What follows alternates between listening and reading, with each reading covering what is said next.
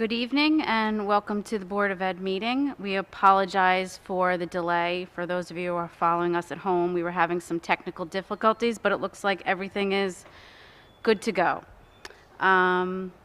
Notice is hereby given that in accordance with the Open Public Meetings Act, Chapter 231, the laws of 1975, notice of this meeting has been sent to all school offices, officially designated newspapers, filed with the township clerk, and posted in the Board of Education 48 hours in advance of this meeting. Roll call, please. Certainly. Mrs. Berkowitz? Here. Mrs. Rothenberg? Here. Mrs. Sanande? Here. Mr. White? Here. And Mrs. Pintarelli? Here. Flag salute, please. I pledge allegiance to the flag of the United States of America and to the republic for which it stands, one nation, under God, indivisible, with liberty and justice for all.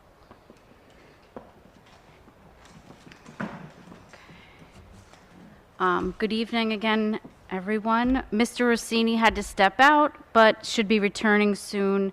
So the board president's report will be very short.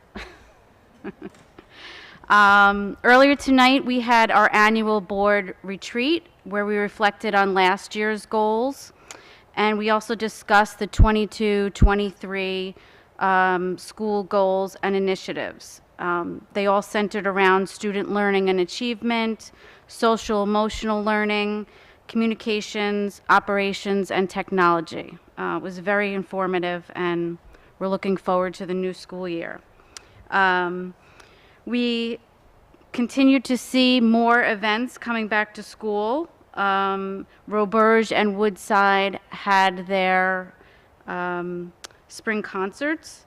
Holdrum's spring concert is this week.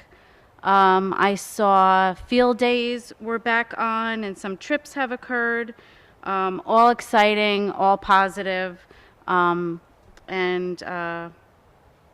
great to see that, especially on Facebook, all those, smiling faces. So very excited about all that. And that would be the end of the board president's report. And I just wish everyone a wonderful end of the school year and a relaxing summer. So that's my report. Committee reports, buildings and grounds. Do you have anything? Yeah. Thank you. I'll give the report this evening. So lots of exciting work going on at Holdrum Middle School with the addition. Just to bring the board up to date, the contractor has substantially completed backfill and compaction at the 6th, 7th grade and 8th grade wings and wellness center. They have substantially completed the stone subbase for the concrete slabs and completed the roof drains, stub out piping below the slab. We have met with the construction code official over at the township. He has been very cooperative. He is understanding of all of our projects and is willing to help us move this project along by staying responsive to us. So that's a very positive relationship to have. Moving forward, they were still at Holdrum, continuing the excavation for the corridor connections at the 6th and 7th grade wings near the courtyards. Continue the concrete slab preparation at the new corridor near the 6th and 7th grade wings. Soil backfill and compaction work is scheduled to take place this week. Also setting up masonry scaffolding and at the 8th grade wing corridor and wellness center. And they're continuing with any and all above grade masonry wall construction. At Woodside, most of the work, the work will start after the students are out of school for the summer, but we are continuing and we'll be meeting every other week to touch base with the two contractors that are in play here. So there is some behind the scenes movement that you're not aware of, but that will definitely kick off that last week in June. And here at Roberge, the activities that are going on is the contractor is continuing to saw cut the existing concrete slab in rooms 35 and 38. Excavation for underground plumbing is in progress, and submittals are continuing to be submitted, especially for long lead time items. This week, the plumbing contractor is going to continue underground sewer piping, and the contractor is going to schedule the underground plumbing inspection. So, all moving well on that front, and that's all that I have. Thank you. Communications and policies, Mrs. Sinande. No update at this time. Curriculum and technology, Mrs. Rothenberg. No update, really, I'll just, because we had a meeting May 11th, so we updated at the last meeting all the curriculum updates that are going on this summer, as well as the new initiatives with the laptops and the professional development training. You can refer to the curriculum on the website, and we'll meet again in September. Thank you. Negotiations. Do we have anything for negotiations? Okay. Oh, I skipped me. There's nothing to report in terms of finance and personnel for myself. There's a committee meeting schedule below just to refer to. Okay. Rivervale Board of Education is committed to encouraging the citizens of Rivervale and employees of the Rivervale School District to speak directly to board trustees. In order to facilitate this communication, residents and employees are requested to 1, sign in before speaking, 2, maintain an appropriate sense of decorum, and 3, to limit their remarks to no more than 5 minutes. The board will also take under advisement the written comments and opinions of non-residents that are submitted to the board secretary. Being mindful of this responsibility to maintain the orderly conduct of meetings, the board retains the right to rule on such matters as the speaker's right to address the board, as well as the appropriateness of the subject being presented. The board's decision in such matters is final. The board also reminds all members of the public that while it subscribes without reservation to the principle of keeping the community informed by policy and law, it cannot allow public discussion of personnel matters, nor can trustees comment on any current or pending litigation. If a matter concerning an employee of the Rivervale Public Schools is of interest or concern to a resident, the matter should be referred to the responsible building principal or the superintendent of schools by telephone, letter, or email. I'm going to open the meeting to public comments at 7:20.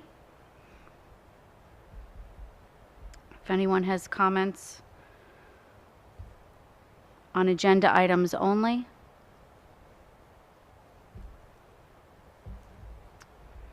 Seeing none, I will close the meeting, close to public comments at 7:21.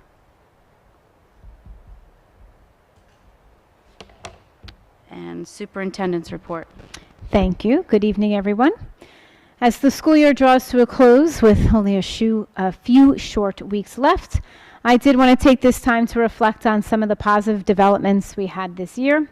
We certainly did continue to still face some COVID challenges, especially the first half of the year, but we persevered and got our educational offerings and activities back on track, which was a large goal for us to accomplish this year. We saw the return of extracurricular activities, such as what our acting president had just talked about, like concerts, art shows, sports, etc. We also launched a lot of educational initiatives this year, such as our new math series, Big Ideas. We piloted a new assessment tool called Link It. We implemented a new grammar program. We also implemented a new basic skills program, and phase 1 of construction started. So all of that was going on, but still trying to make sure that we navigate around the challenges of COVID. Next year promises to be just as exciting and productive. We have more referendum projects getting underway, more educational initiatives. Be sure to read my June district newsletter. There's a new section that I added for this month, which is called Looking Ahead. That will give you a little sneak peek at some of our goals and initiatives for next year. I also wrote a section that is a little bit more detailed on the reflection of this year, and that newsletter will go out tomorrow. It goes out the first of every month. And the school community should also keep a lookout for the grade level health standards. I have been speaking about them at the last few board meetings and also in my newsletters. That will have every grade level. It'll have the standards, the topics, some clarification sentences that we put around some of the standards that could be a little bit more confusing or sensitive topics for families. It also explains the opt-out process. So that will be going home this week. That's going to be coming from the school levels. So I just want everyone to keep an eye out for that. And other than that, I hope everybody had a wonderful Memorial Day weekend. And thanks very much. Thank you, Mrs. Signori. I'm sorry, I just had a question. The information that's coming home in school this week about the curriculum for next year, is that going to be a printed packet or is that online? Or It's both? going to be digital. It's going to be a Google form. Oh, So okay. it'll have all the standards on there. And then we wanted to make it really simple. So parents can just read every standard, plus all the topics will be at the top. And you can just click, like, I don't want this standard, I don't want that standard, and then just submit it. Excellent, thank you. You're welcome. Thank you. And Board Secretary's report? Thank you. I hope as well that everybody had a wonderful Memorial Day weekend, got a little rest, spent some time with family or friends. And just 2 reminders for the board. The nominating petitions for the November election are available. Will be posted online, and I will hand it to anybody here tonight that is interested in running. There are 2 3-year terms available for November. Also, the 8th grade awards night, as a reminder, is June 15th, and graduation ceremony is on June 20th. And that's all I have for tonight.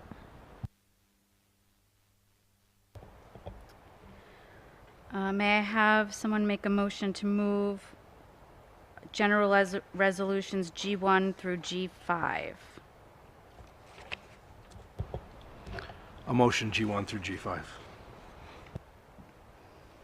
May I have a second? I'll second.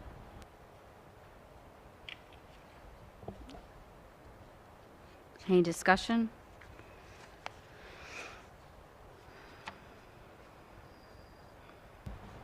Roll call, please. Certainly, Mrs. Berkowitz, Yes. Mrs. Rothenberg, Yes. Mrs. Sanande, Yes. Mr. White, Yes. and Mrs. Pintarelli. Yes. May I have a motion for business resolutions B1 through B10? I'll move it. Second, I'll second. discussion. I'll just point out to the board that B8, we received 1 bid. We are awarding the contract to Scholastic. They were the only responsible bidder. And just to give you a perspective, this is 53% more than what we were currently paying, which is really not that bad. So look at this as a course correction. Last year into this year was a 1.5% increase, and the year prior it was less than that. So this really just brings everybody back to some sense of normalcy. So very thankful we'll be moving forward with a contractor that we trust.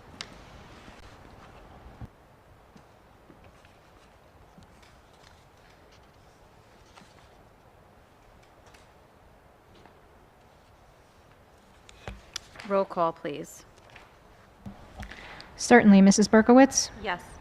Mrs. Rothenberg, Yes. Mrs. Sanande. Yes, but I'll abstain from B9. Thank you. Mr. White? Yes. Mr. Yes. Rossini? I'm familiar with the agenda, and we're voting on B, business. yes, so yes. And Mrs. Pintarelli? Yes.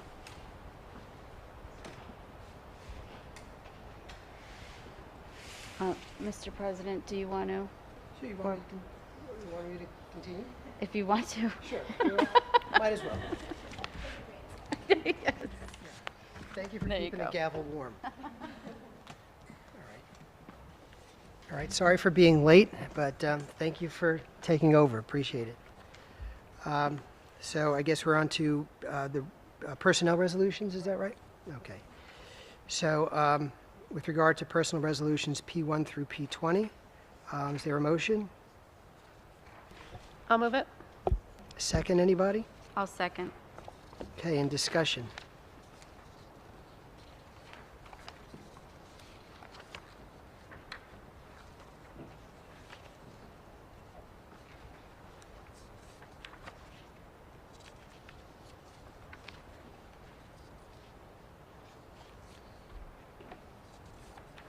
Okay, not seeing any questions. Vote, please. Certainly. Mrs. Berkowitz? Yes. Mrs. Pintarelli? Yes. Mrs. Rothenberg? Yes. Mrs. Sanande? Yes. Mr. White? Yes. And Mr. Rossini? Yes, thank you. Okay. Now we will be moving on to the public comments on general items. The Rivervale Board of Education is committed to encouraging the citizens of Rivervale and employees of the Rivervale School District to speak directly to board trustees. In order to facilitate this communication, residents and employees are requested, 1, to sign in before speaking, 2, to maintain an appropriate sense of decorum, and 3, to limit their remarks to no more than 5 minutes. The board will also take under advisement the written comments and opinions of non-residents that are submitted to the board secretary. Being mindful of its responsibility to maintain the orderly conduct of meetings, the board retains the right to rule on such matters as the speaker's right to address the board, as well as the appropriateness of the subject being presented. The board's decision in such matters is final. The board also reminds, God bless you. The board also reminds all members of the public that while it subscribes without reservation to the principle of keeping the community informed, by policy and law it cannot allow public discussion of personnel matters, nor can trustees comment on any current or pending litigation. If a matter concerning an employee of the Rivervale Public Schools is of interest or concern to a resident, the matter should be referred to the responsible building principal or the superintendent of schools by telephone, letter, or email. With regard to public comments on general items, given what I've just read, the meeting is open to public comments at approximately 7:30.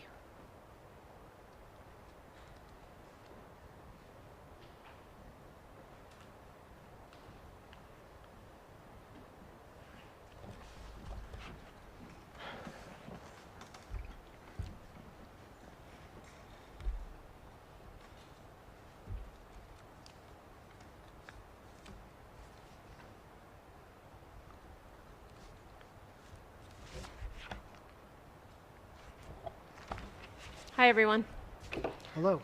So I just have two things that I'd like to run past you guys. The first, while I was so glad to see such transparency and action in regards to the new health standards, it has come to my attention that a district in New Jersey has rejected these new standards altogether. I'm sure you've all heard Garwood has voted to reject this new curriculum. From what I gathered, the punishment, I guess you can say, for rejecting this curriculum is a deduction of, I think, 4 points on the district's QSAC score. I'm not going to pretend I really know what a QSAC score is or what it's supposed to be or what happens with a 4-point deduction. So I'm just wondering if somebody could possibly clarify what this QSAC score means and if it would make a difference if we did reject this curriculum altogether. Okay, I'm going to let Mrs. Signori address that. Sure. So actually, when that article came out, I immediately reached out to the county as well to be like, wait a minute. There's several things. You are correct. One of them is a reduction in QSAC points. And depending on how you end up scoring, you could drop below a high-performing school district. And then if you drop below that, there are other ramifications that come across with that. In addition to that, there's a code of ethics that all board members take. One of the first code of ethics is to uphold all mandates, state law, rules, regulations, etc. There's also a code of ethics that administrators take, which would also be in violation of that as well, which means, so for board members, if they violate code of ethics, they could be kicked off the board. If somebody like a superintendent violates their code, it could be suspension or loss of license. On top of that, in addition to the QSAC points, The state could do anything from holding up your budget and not approving it, which then wouldn't allow us to move forward with many of our, obviously, initiatives. And or they could also come in and take over. And so the response I got back when I looked into it was, it is not recommended that the board follows a situation like that, and that there could be some ramifications for that district that I don't, of course, want to talk in public, nor do I know what they're going to do. But it was strongly said to me by both county and state that that is not what we can be doing. Thank you. So thanks. It seems alarming that so many districts, other than one district, is responding to threats from our state. And with the response from parents, pretty much across the board, not wanting this, it makes it even more alarming. And this year alone, there's over 41,000 less students enrolled in New Jersey public schools, and I think that says a lot. I think there will be even more children enrolling next year, Yeah. and the parents are speaking. I'm going to look further into this, but thank you for your response. The second issue I wanted to bring up was, I mean, everyone has heard about the horrible tragedy unfolding in Texas. I do think that our district does a phenomenal job of protecting our students. I see that there's a 1-point entry at our schools. I have to show my ID when I walk in. For the most part, I feel that my children are safe in the schools, but I do feel that we can do more. I think that every school in New Jersey should have an armed guard at their school at all times. And with the money that we pay in taxes, I feel that our district should absolutely have that. I know that a neighboring district, Norwood, actually has a police officer from their town who is at the school every single day from 8:30 to 3:30. The school district and the police department actually split the cost, so they both pay for it. I feel like everybody would have their minds eased knowing that there was an armed guard at the schools. It's heartbreaking to think that we do need these security measures in our school, but this is the reality. Our world has changed, and we need to keep our kids safe. I have a few other suggestions. I don't know what the security measures are in the school, and I do respect that they're private, and I think they should be kept that way. I saw a couple things that I thought were great. I'm just going to pull them up. I saw that one school, it cost them about $400,000 to implement this new security system. So first, auto-locking doors, which we may or may not have. I think it's great for each teacher to have a panic button, something that they wear around their necks, where if something does happen, they can press a button and the authorities will be dispatched immediately.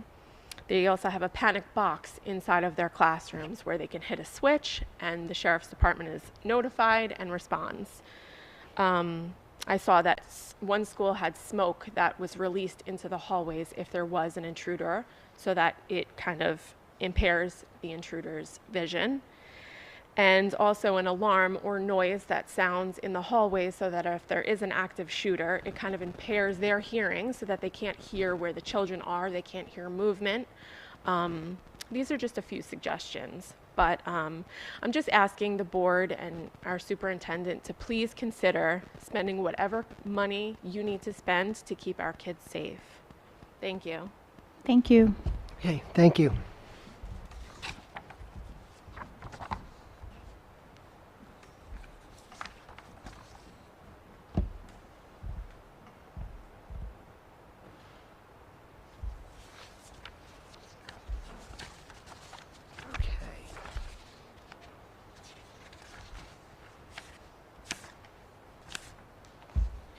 I'm not seeing anybody else who wants to make a comment. I'm going to close the meeting to public comments at approximately 7:38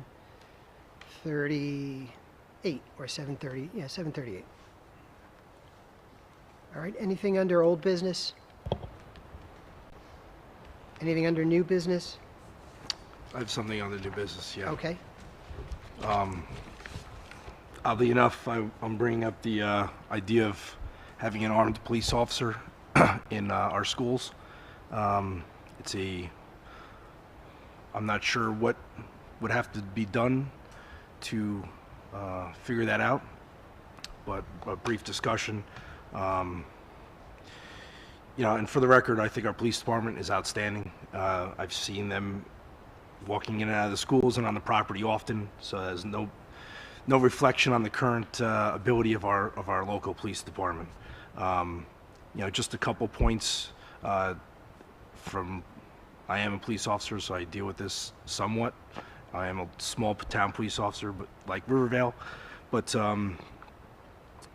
typically when there's an armed subject, from my training, they look for an easy, soft target.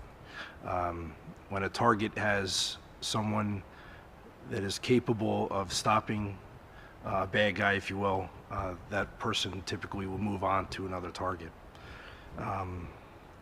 There's many buildings and many facilities that have an armed guard or an armed police officer.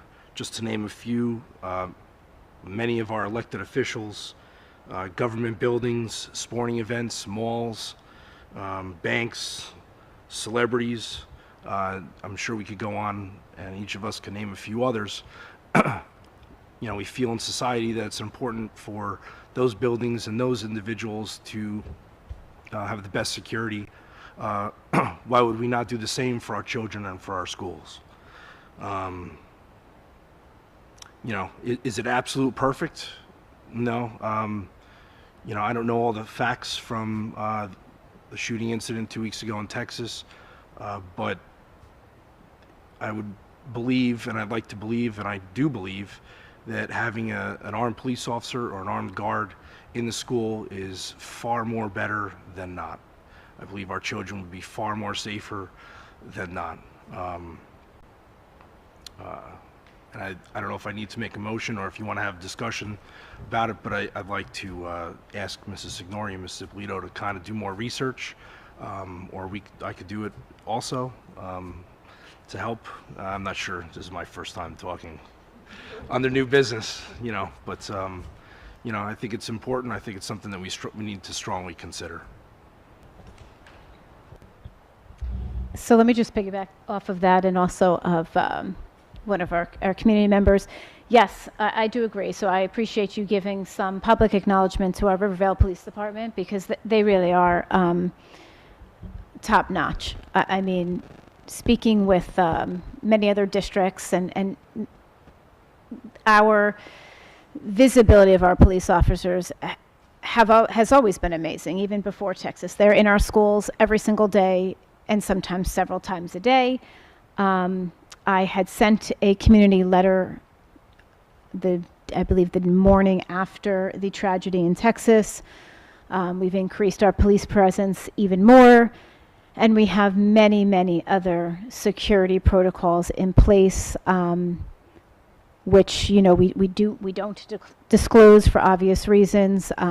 They are kept private so that they're not compromised. But yes, to answer your question, Art, I believe that's something that the board would discuss and determine, if that's something that they'd want to look into, and we'd go from there. Yeah, I mean, I appreciate you bringing this up, because our community, every community is really having a very difficult time with this, and all of them. So yeah, it's something that actually we should look into. I think maybe the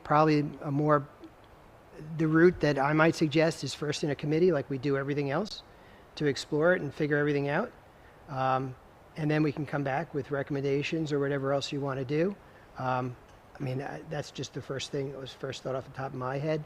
But everybody, people who sat here tonight, and you, and it's something that in order to, I guess we ended our last the retreat with first thing about what's best for the children, right? And that's what we always sit here and do. So this is another thing that we're going to do and think about and try and do what's best for the children.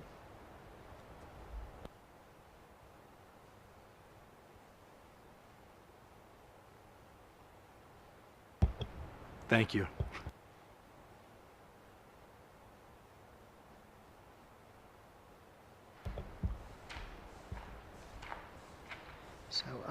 Any other new business that anybody else would like to bring up? By the way, in the past, we had a board member that every now and then he'd bring up almost the same thing every time for new business. He's a very dear, great person, but it's funny. He always had, like maybe once or twice a year, he'd bring up a topic, and so maybe this will be your thing. And thank. Well, anytime, but whatever. Thank you. All right. Any other new business? There not being any. I guess we'll move on. Are we going to have a closed session? Are we going into? Yeah. First. Yeah. Okay. So we don't have to go into closed session tonight. So we're going to conclude the meeting. Motion to adjourn. I'll move it. Second. Second. And then we'll do a roll call. Please. Certainly. Mrs. Berkowitz? Yes. Mrs. Pintarelli? Yes. Mrs. Rothenberg? Yes. Mrs. Sanande? Yes. Mr. White? Yes. And Mr. Rossini? Yes.